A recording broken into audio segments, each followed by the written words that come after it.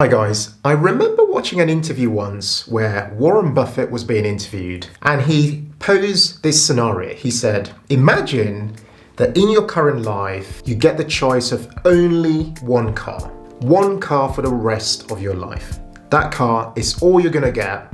It could be any color, it could be any type, but you only get one car for the rest of your life.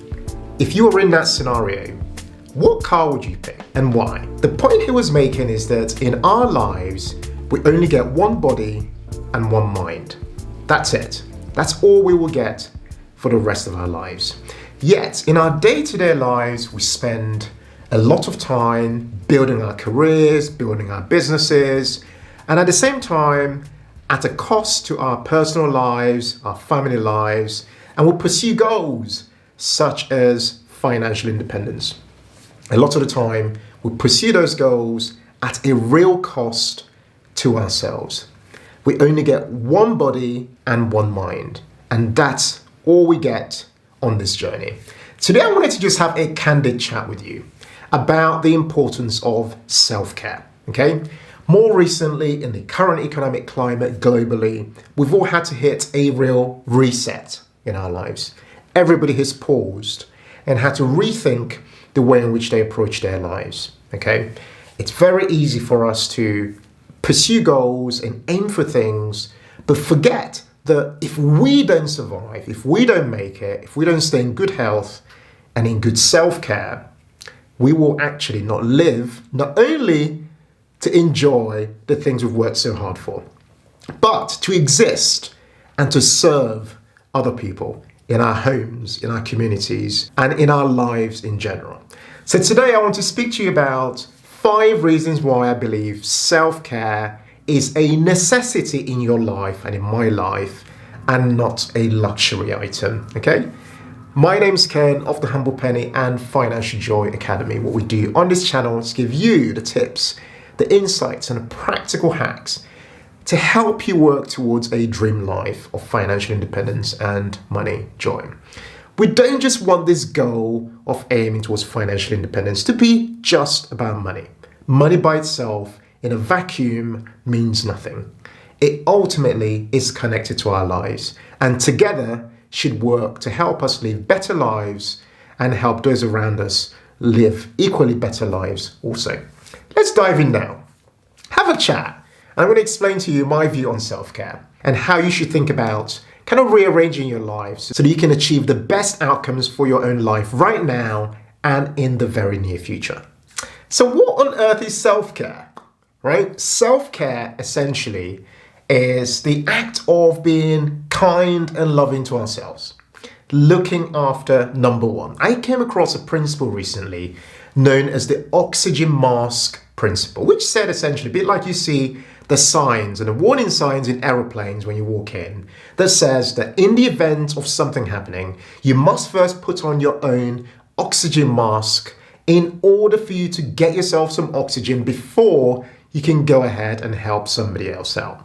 That principle relates entirely to what self-care is about. We must first show love and care to ourselves before we can have the energy, the drive, the determination in order to look after other people, whether they be our partners, our children, our family members, our friends, or communities.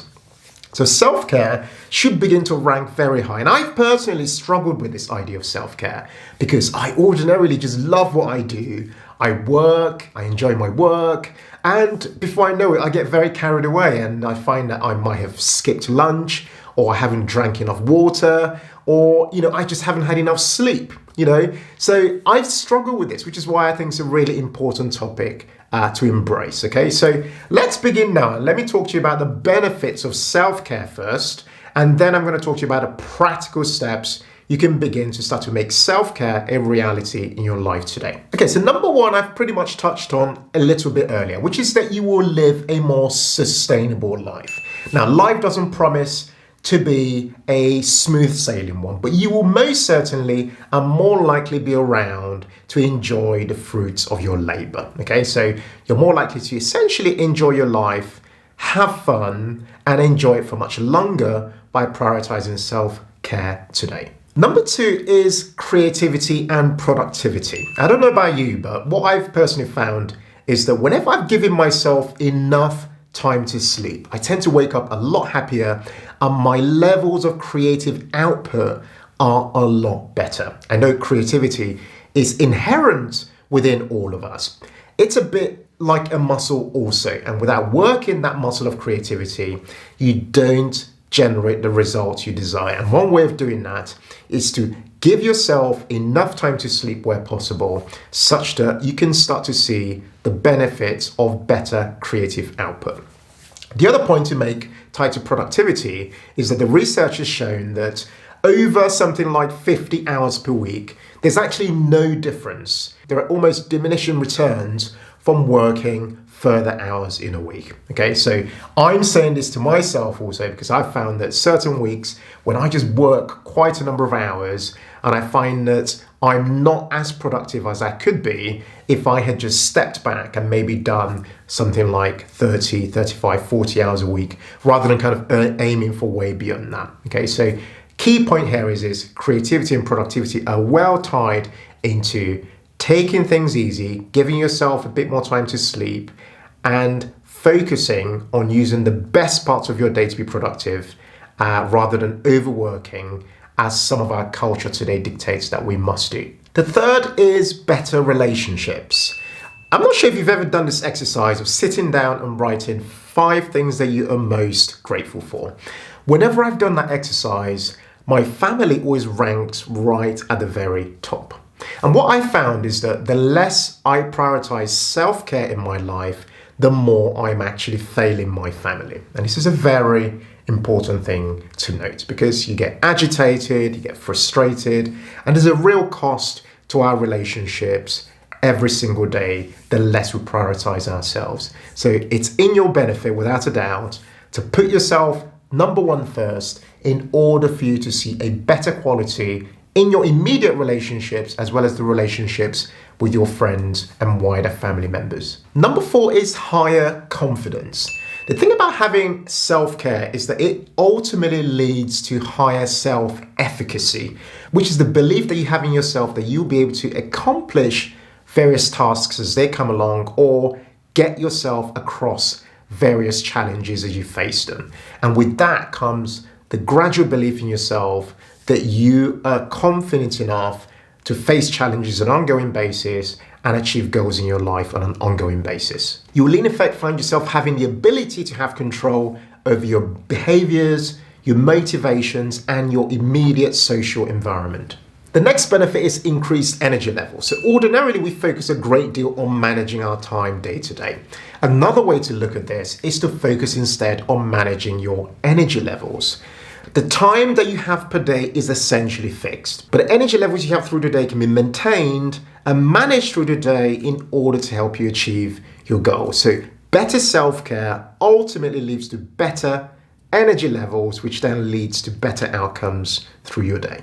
Final benefit is that of wealth creation. Because think about it, if you have better energy levels, better relationships, better confidence, better levels of creativity, all these point to much better wealth creation in your life. And of course, wealth goes beyond just creating money or generating money in your life. It also leads to you having a much happier life outcome, a much happier life outlook, and maintaining good friendships and better quality relationships in your life. Okay, so with that out of the way, let's dive straight in and look at what practical things you can start to do today in order to enjoy more self-care in your own life. So the first thing I'd mention here is the obvious one, which is to get yourself some more sleep. Now, I've had times, gonna be honest here, where I've slept and had like 5 hours sleep. I've even had times when I've had 4 hours sleep, which is just completely brutal. And I found if I start the week that way and only have a few hours sleep, I'll end up ending the week completely shattered. And then by Saturday, I'd probably have 10 hours sleep. And that's just not sustainable. So what I've started to do is start to essentially focus on having for myself 7 to 8 hours sleep. And this has forced me to become a lot more organized with my time through the day such that I am in effect scheduling in my own sleep time, okay? And I highly recommend that. I think you should schedule it into your calendar, the time you're going to sleep and the time you're going to wake up. And where possible, try to defend that time such that you almost giving yourself the best possible chances for success, because you've had enough sleep. Not only is your brain actually functioning a lot better, but you actually feel good and you're more likely to deliver better results through the day. So the next thing to do is to create sacred hours in your life. These are hours that are basically non-negotiable in your life. They essentially demonstrate that you are not giving up your personal sovereignty to the ways of this world, okay? So find those hours. One of the leaders that I follow essentially protects the first hour of the day and the last hour of his day to focus on his own personal life rituals. There may be prayer, it might be reading a book, it might be meditating, whatever.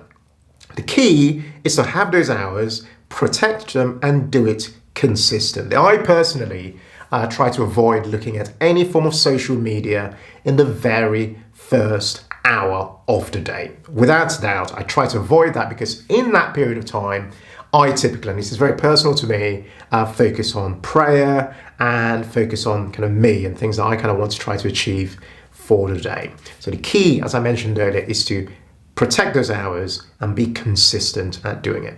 The next practical tip is to make exercise a part of your routine, okay? Now, this one is quite hard for me because, I know intuitively that exercise is a good thing to do. I haven't managed to be as consistent as I would love for it to be. Now, I do things such as walking, which is a form of exercise. I do lots of walking, which really helps me to think, to clear my mind, and that sort of stuff. But I would love to do more running, and to go out there and do more things with my wife, for example, do some running. But we're currently juggling with childcare. That can be quite a challenge in these times. So we find that it becomes a lot more difficult to find a slot to do it. But by no means, there are other things that can be done. So I'm starting to explore ideas such as exercising in my kitchen, for example, using platforms like YouTube. And it's been fun watching my kids over this period when most people are at home and having to stay in their homes, watching my kids do exercising every single morning and getting involved because we've created a schedule in our kitchen that means that there's a diarized slot for exercise for 1 hour at least every single day. So I'd recommend scheduling that time in, write it down, whether it's on your kitchen wall or wherever you do your planning for the week, schedule in the time, and where possible, if you can't exercise outdoors, try to do some exercising indoors. So the final thing I'd mention is to seek intentional communities. So one of the things that's has really surprised me actually in these times is the impact of community, the impact of true community. A community, by that I mean a community where everybody comes together with the sole purpose of not just helping themselves move forward, but helping other people within those intentional communities move forward. Okay, these could be communities online, there could be communities offline, but what I've noticed actually in my own walk as somebody who creates content and creates various things, is that we've created a community ourselves, me and Mary, as part of our academy at financialjoyacademy.com. And what we've noticed is that the community aspect, which we didn't actually know how the community might go, has turned out to be one of the biggest benefits of creating that entire platform for people. Because I've never seen an environment where people are so positive and people are so motivated in helping others answer their questions and help other people move forward. So I'd say to you, seek out an intentional community, a true community that you can plug into, okay? One that serves you and one where you can serve other people also, because that helps you with your mental health, with your confidence, with your motivation, inspiration, that sort of stuff. And all those things come together towards working towards improving your personal self-care and helping you move forward. You can also create an intentional community if you can't find one that really matches what you're looking for. You can take that step and be that person who creates that intentional community to help you and other people move forward. So guys, I hope you've really enjoyed that video today on 5 reasons why self-care is clearly important for our physical, mental, emotional, and spiritual needs in our lives. And I hope this video is helping you kind of give you something to think about and a way in which you can start to prioritize practically the importance of self-care in your life. I'd love to hear from you actually. Let me know in the comments, how are you going about prioritizing self-care in your life today? What are you doing? Are you doing more exercising? What exactly are you doing? Are you doing more journaling? Let me know in the comments below what you are doing, what steps you're taking practically, and what's working for you in helping you kind of maintain a kind of good harmony in yourself and in your immediate environment. If you really enjoyed this video, please make sure you hit that like button, because it really helps to encourage other people to watch our videos and engage with our content. If you're new to our channel, don't forget to hit that subscribe button and hit that notifications bell to get notified when we publish content twice a week on a Tuesday as well as a Thursday. Guys, thank you so much for watching this channel, for watching this video and continuing to support us on this journey. I really hope you enjoyed this one and I look forward to seeing you again on our next video. Take care and bye for now.